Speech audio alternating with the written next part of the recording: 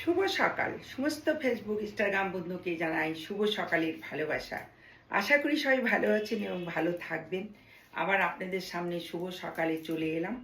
আমি মনে করি যে শুভ সকাল জানানোটা আমাদের ডেলিকার, একে অপরকে জানানোর দরকার, বা ভদ্রতা বা খোঁজখবর নেওয়া, যেটা গুড মর্নিং বলে জানানো হয়।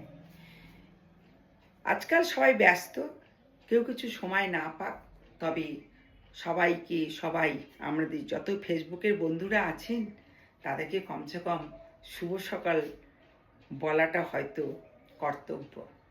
সকালে উঠে হয়তো কারোই কাজ থাকে না, একটা কাজ সকালবেলায় চা খেয়ে করা দরকার, যেটা হচ্ছে আমাদের সমস্ত ফেসবুক বন্ধুদের শুভ সকাল জানানো।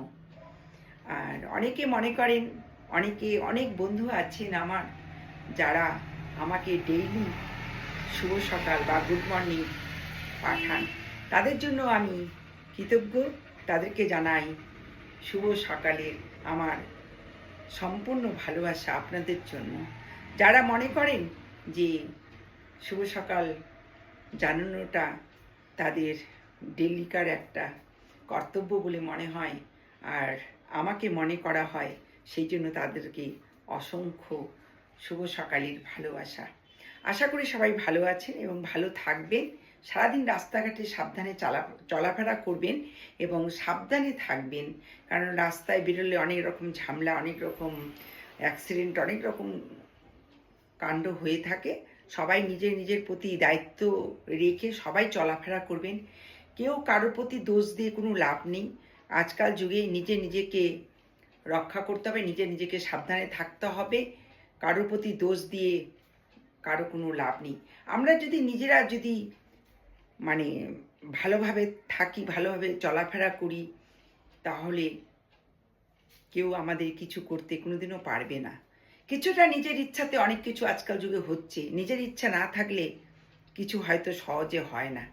কারণ আমরা একটা মেয়ে, ছোটবেলার থেকে চলছি আমরা, কিন্তু কারো একটা কথা বলারও সাহস হয়নি। এই জন্য মেয়েদেরকে বলি, তোমরা নিজেরা সাবধানে থাকো।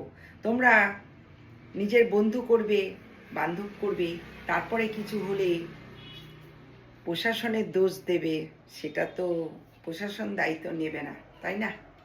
আর একটা কথা বলি প্রশাসনের ব্যাপারে, বা যে আজকাল টিভিতে খবরে বারবার শুনছি এসআইআর, অবশ্যই এসআইআর করা দরকার, কারণ আমাদের ইন্ডিয়াতে অনেক রকম লোক ঢুকে যাচ্ছে, যেটা কোনো গুনতি ঠিক মতন করা হয় না।